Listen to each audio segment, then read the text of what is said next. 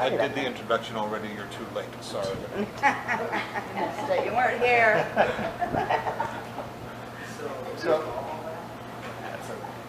So I've got 3 chapters I'm going to read that introduce the 2 primary characters, and then the 3rd one that tells you what the big deal about this magical weapon is all about.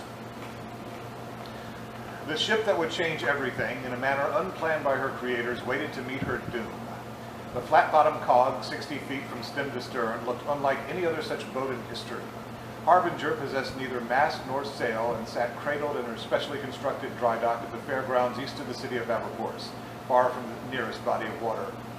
Hundreds of people from the city and its surrounding countryside crowded the field, normally dedicated to jousting and tournaments during fairs. Today they came to see history made. Scores of common folk had arrived with the sunrise to secure a precious seat on the wooden stands alongside the field. Nobility from across the imperial principality of Tremen and beyond filled both tiers of the shaded, semi-enclosed platforms that made up the tournament's judges' stand.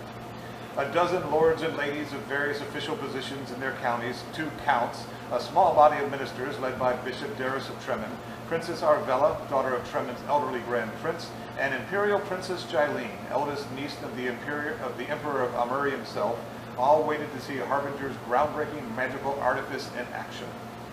Of all the people waiting for the demonstration to begin, only one man knew of the Harbinger's terrible destiny. This man nervously watched the preliminary speeches and the prayers and the blessings far from the crowd.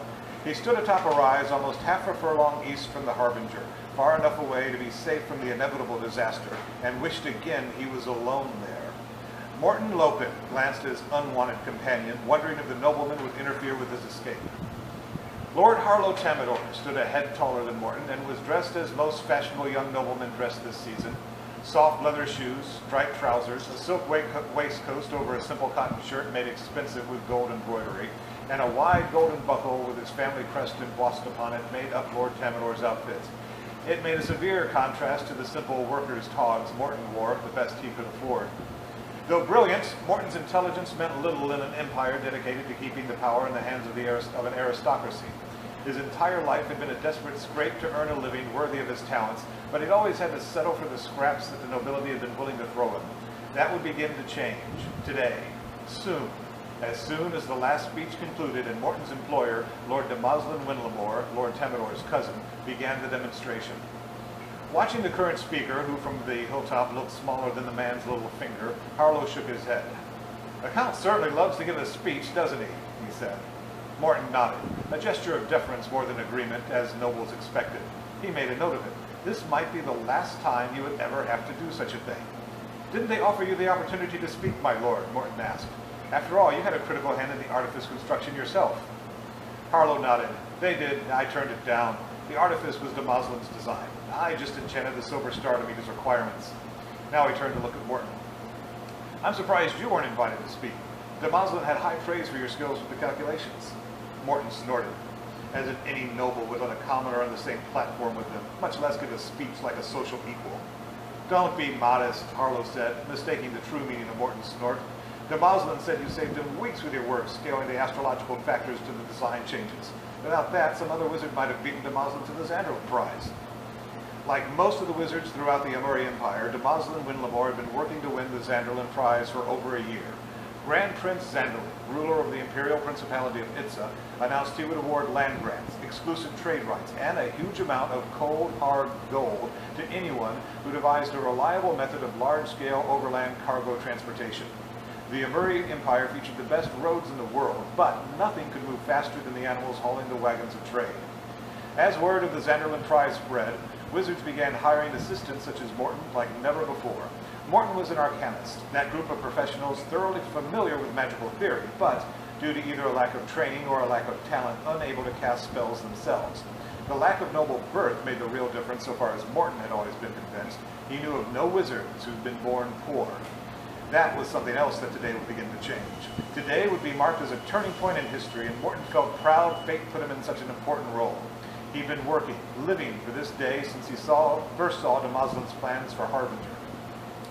The wizard had designed a ship the size of a merchant cog with enchantments to allow levitation of its own weight plus 20 tons and a magical method of thrust that tapped into the elemental plane of fire. That magical propulsion artifice was the breakthrough. When activated, it opened a pinpoint gate to the plane of fire, letting the raw elemental energy rush out like water pumped through a hose. Trevis, an engineer in Demoslin's employ, devised a chamber to give the energy something to push against, allowing the whole machine and the ship that carried it to move. The first test thrust the prototype faster than a racehorse at full gallop right into a tree. 6 months of testing and intricate adjustments, and Demoslin's team established ways to control acceleration and direction without sacrificing significant speed. And not once had there been an explosion. Harlow's magical device, his enchanted silver star, saw to that. Morton towed the pack at his feet, careful not to look at it and risk Harlow taking note of its presence. But Lord Tamador paid him no attention, focused instead on the noble's platform down on the field. "I think that's Demoslin coming forward at last to speak," Harlow said. Morton seized on what might be his last chance to be rid of the nobleman and ensure an unnoticed escape. "Are you sure you don't want to hear the speech, my lord? I suppose your cousins would want you there with the rest of the family." Harlow waved him off. "I heard his speech 3 times as he rehearsed it," he said. "I came here so I would have to crane my neck to see Harbinger in full glory as she employs the artifice. I'm sure the rest of the family's enthralled, though. Shame on Elizabeth had to miss it, though, for school." He pointed to a black-clad figure emerging from the crowd with a tray in his hands. "Oh, look, here comes Rollin with the drinks. We'll be able to toast Harbinger's first flight." Rollin, steward of the Tamador estate, the head of its many servants, and a man twice Harlow's 25 years, mystified Morton. The man actually enjoyed his servile role. When Harlow forced his company on Morton, as he began slipping away from the crowd, Rollin had even smiled and volunteered to bring wine up when Harlow hinted at wanting some. Now Morton would have 2 people up here with him who might hinder his escape. Morton wrung his hands in trepidation, trying to convince himself it didn't matter 2 others stood here with him. If they noticed his escape, so what? Morton complained panic took him. Besides, Morton suddenly thought, with Lord Harlow Tamador this far away from Harbinger, he would not notice that the silver star he'd enchanted for the propulsion artifice no longer hung in its proper place. Again, Morton resisted looking down at his pack. So far, the nobleman had said nothing about it. Morton wanted to keep it that way. Down on the field, Demoslin Winlamore continued speaking to the crowd of people who didn't know they were deathly close to disaster. The assembled Tamador family, Harlow's parents, his younger brother, his older sister with her husband and children, 3 cousins, and Demoslin's mother, all beamed at their celebrated relative. Off to one side of the stands on the field, a handful of Tamador servants stood in smiling adoration, except for Rollin, who was now about halfway up the rise. A cheer erupted from the crowd. Demoslin finished his speech at last. Morton watched as his employer for more than a year signaled Trevis, waiting on the deck of Harbinger. For a moment, nothing seemed to happen, but Morton knew the activity happening on the ship. He could imagine himself hearing Demoslin's apprentice, a 17-year-old girl named Lorena, noble-born, of course, carefully casting the levitation spell from an enchanted scroll. Spells were simple to cast from scrolls. Even talented arcanists such as Morton could do it. Harbinger began rising into the air. Many in the crowd began to gasp and pointed at the display of a massive ship floating impossibly in the sky. Others held their breath, waiting for the next, truly breathtaking part of the demonstration. Morton felt his heart pounding in his chest. The sailless ship rose 50 feet high into the air, came to a stop, and simply floated there. A hush fell over the fairgrounds. Even the wind fell still, giving the spring day a humid thickness that added gravity to the weight. Morton made ready to get his pack. Any moment now it would happen. On the Harbinger's deck, Lorena read the magical scroll to activate the propulsion artifice. A small spray of flame shot out from the stern of the Harbinger. The ship eased forward as smoothly as a bird gliding on the wind. The crowd below gasped and cheered. Harlow applauded. His steward Rollin stopped and turned to watch. The flames suddenly erupted. A column of fire burst out from the stern. The airship lurched, then exploded in a deafening fireball of destruction. The cheers below turned to screams. Broken, burning wood and red-hot metal began to rain down to the field and to the people gathered there. Harlow, Rollin, and everyone on the field stood frozen in horror, too shocked to realize the danger about to fall upon them. Morton grabbed his pack and hefted it to his shoulder with a grunt. The enchanted silver star he'd hidden there was heavier than it looked. On the field, the bulk of the destroyed airship's burning hull fell on the platform that held the nobility. It crushed the wooden structure and then set it ablaze, burning to death those not already dead from the impact. Metal fasteners shot into the crowd, killing dozens more in an instant. Shards of shattered, flaming wood fell throughout the fairgrounds. Panic took hold, and people scrambled over each other to get away from the burning horror. "God and saints!" Harlow shouted. He grabbed Morton's arm. "We've got to go help them," he said. Shock and fear drained the color from his face. Morton felt the same fear. The explosion had been greater.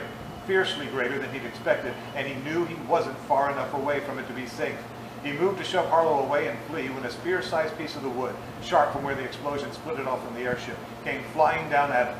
Morton tried to dodge it, but Harlow's grip on his arm stymied him. The shard of wood plunged right into Morton's thigh. He screamed and dropped to one knee. His pack went flying. Another piece of falling wood struck Harlow's head, and he fell. Free of Harlow's grip, Morton examined his wounded leg. It bled, but not over much. Harlow wasn't moving. Morton didn't take the time to see if the nobleman still breathed. He retrieved his pack as little bits of debris rained down around him. Suddenly, Rollin was there. He reached down and helped Morton to his feet. "Lean on me," the steward ordered. Morton didn't argue. He leaned on Rollin, who supported a barely conscious Harlow on his other side. The three of them took a step, and Morton staggered, nearly bringing them all down. "Drop the pack," Rollin ordered. Morton shook his head. "I'll return for it. You have my word," Rollin said. Morton shook his head again. He couldn't risk anyone opening the pack and discovering he'd sabotaged the Harbinger. Morton shoved himself free of Rollin's grasp, determined to keep his pack. He took one clumsy step and fell. The wood impaled in his thigh broke off with a crack that seemed louder than the screaming crowd below. Fresh pain shot through Morton. He yelled and dropped his pack. Rollin reached for him, trying to help him stand again. Morton slapped the hand away. He got to his knees and reached for his pack. His hands closed around its strap, and he pushed himself to his feet. "Come on!" Rollin shouted at him. The heavy debris had all come to ground, but the sky around them was still filled with the lighter shreds of burning fabric and the smallest bits of wood. The noise from down in the field grew louder as people howled in pain and wailed at finding loved ones dead. The smell of burnt fabric and charred wood mixed nauseously with the smell of molten metal and fire-blackened flesh. Morton pushed himself to his feet, pack in hand. He had to get away from the fairgrounds and from the man trying to help him. After one step, Morton's wounded leg betrayed him. It gave way, and he tumbled down the hill, losing his pack somewhere along the slope. When he came to a stop, pain kept Morton from standing. He saw Rollin pick up the pack and begin down the hill, half supporting, half carrying Harlow. Morton's vision began to blur. He saw a fuzzy image of someone in pale robes beside him. Then his vision went white with sudden debilitating pain at his thigh. He felt hands on him, heard someone say, "That'll stop the bleeding, he'll live." Someone helped him to his feet and helped him walk a few steps. Then the blackness finally overtook him. When he woke, Morton found himself on the bed in his room at the Tamador's estate workshop. His window stood open to the darkness of the night outside. He felt heavy bandages around his wounded thigh. Morton heard voices coming from the next room, the big, almost warehouse-sized room where he and de Moslin and the others had done most of their work for this past year. One of the speakers left, and Morton heard the other curse. Morton recognized the voice as de Moslin's, the wizard he'd worked with all these months, and while secretly serving another master and a greater cause. Immediately, Morton knew what he had to do. He carefully rose from his bed. Then he gingerly put some weight on his leg. That hurt, but it was a bearable pain. Next, Morton looked for his pack. In less than a minute, he determined the pack and its incriminating evidence were not in his tiny bedroom. But since he'd awakened here and not in a cell, Morton knew no one else had examined his pack. Not yet. It was only a matter of time, though, and that meant he had none to waste. Morton took a breath and set himself to the dirty business at hand. So that is chapter 1 of The Disaster.